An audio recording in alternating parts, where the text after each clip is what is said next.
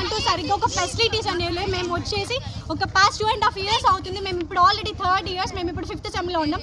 మాకు ప్రతి ఒక్కటి కూడా అసలు ఏ ఒక్క ప్రొఫెషనల్ కాలేజ్ లెక్క ఏ రకంగా కూడా మాకు కనిపించట్లేదు. సరిగ్గా ఫెసిలిటీస్ లేవు. వాష్రూమ్స్ అనేవి కూడా మాకు ఉన్నవి రెండే ఉన్నాయి. ఒక హైజీనిక్ సరౌండింగ్స్ లేవు.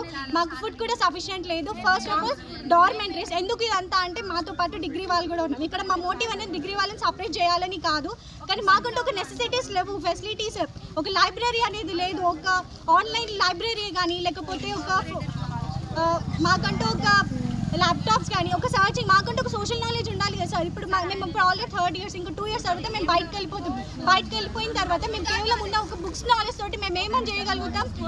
మాస్ వరకు మేము ఒక 100% రిజల్ట్ అనేది ఇచ్చినాం. కాబట్టి ప్లీజ్ సార్, మీరు చేయాల్సింది ఏంటంటే మీరు మమ్మల్ని ఈ ఒక సపరేట్ అంటే మాకు ఈ యొక్క కాలేజ్లో బేసిక్ ఫెసిలిటీస్ అన్నీ ఇవ్వండి, లేకపోతే మమ్మల్ని కేయూలో కానీ మర్జ్ చేసేయండి సార్, ప్లీజ్ సార్.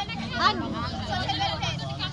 నాకు ఇంకో డౌట్ సార్, ఇప్పుడు సోషల్ వెల్ఫేర్కి బీసీ వెల్ఫేర్కి గల తేడా ఏంటి సార్? వాళ్ళు ఎంత మంచి ఇప్పుడు ఇంటర్న్షిప్స్ చేస్తున్నారు, వాళ్ళకంటూ చాలా ఫెసిలిటీస్ ఉన్నాయి, వాళ్ళకి అవుటింగ్ ఉంది, చాలా సోషల్ నాలెడ్జ్ ఉంది. కానీ మేము ఇక్కడే ఒక చిన్న పిల్లలకి ఇప్పటికి మాకు ఇప్పటికి 21 years వచ్చినాయి, కానీ మేము ఇంతవరకు బయట సోషల్ నాలెడ్జ్ అని తెలియదు. ఇంకోటి బయటికి వెళ్ళిన ఇప్పుడు మేము కేసెస్ వాదించాలి, అలాంటప్పుడు మేము ఎట్లా వాదిస్తాము? ఎలాంటి సోషల్ ఎక్స్పీరియన్స్ లెక్చరర్స్ కూడా లేరు. మాకు ఒక ఫుడ్ కూడా సఫిషియెంట్ లేదు. క్వశ్చన్ చేస్తే మీరు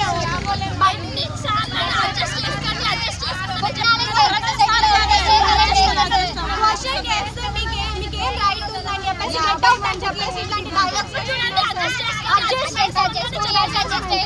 మాకు ఫెసిలిటీస్ ప్రొవైడ్ చేయాలి, లేదంటే మేము చేయాలి.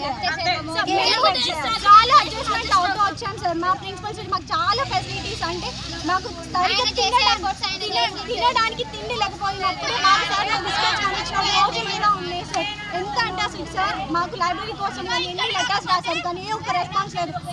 వస్తారు సార్, వాళ్ళు వచ్చి మమ్మల్ని మీకు ఏమేమి కావాలి అంటారు, మేము అన్ని రాసిస్తాం, మీకు 1 weekలో ఇంప్లిమెంటేషన్ వస్తారు. రాకపోతే మీకు ఒక ఫోన్ నెంబర్ ఇస్తాం, మా ఫోన్ నెంబర్ కాల్ చేయండి అంటారు, కానీ ఫోన్ వాళ్ళు రారు, వాళ్ళు ఇంప్లిమెంటేషన్ చెయ్యరు. ఫోన్ మళ్ళీ మేము రిటర్న్ అడిగితే సార్ ఖర్చు పెడతారా సార్? మా ప్రిన్సిపల్ సార్ ఖర్చు పెట్టి అడ్మినిస్ట్రేషన్ అంతా చేస్తున్నారు సార్. నాదేమో పేరు, కానీ ఖర్చు పెట్టుకునేది మొత్తం వాడుకునేది మాత్రం వాళ్ళు. మాకు ముందు హోప్స్ పెడుతున్నారు తప్ప మాకేం చేయట్లేదు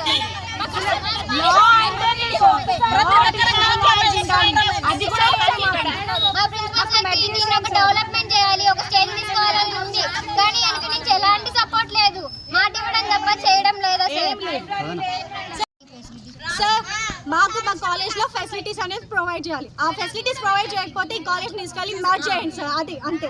కేయూలో మర్జ్ చేసేయండి చాలు, అందరికీ ఇంట్రెస్టెడ్. మాకంటూ ఒక దారి చూపించాలి కదా సార్. అలాంటప్పుడు కెపాసిటీ లేనప్పుడు ఏం చెప్పి ఇలా కాలేజ్ అని ఎందుకు పెట్టాలి సార్? మేము నమ్మకంతో వస్తాం కదా సార్. అన్ని బేసిక్ ఫెసిలిటీస్ ఉంటాయి, మనం మంచిగా చదువుకోవచ్చు, ఈ సొసైటీకి ఎంతో కదా సర్వీస్ చేయొచ్చు అనే ఉద్దేశంతో కదా సార్ ప్రతి ఒక్క స్టూడెంట్ వచ్చేది. కాబట్టి బేసిక్ నీడ్స్ అనేవి ప్రొవైడ్ చేయడం రాకపోతే మమ్మల్ని మెచ్ చేయండి సార్, అంతే. Facilities like first year admissions కూడా అవ్వలేదు సార్.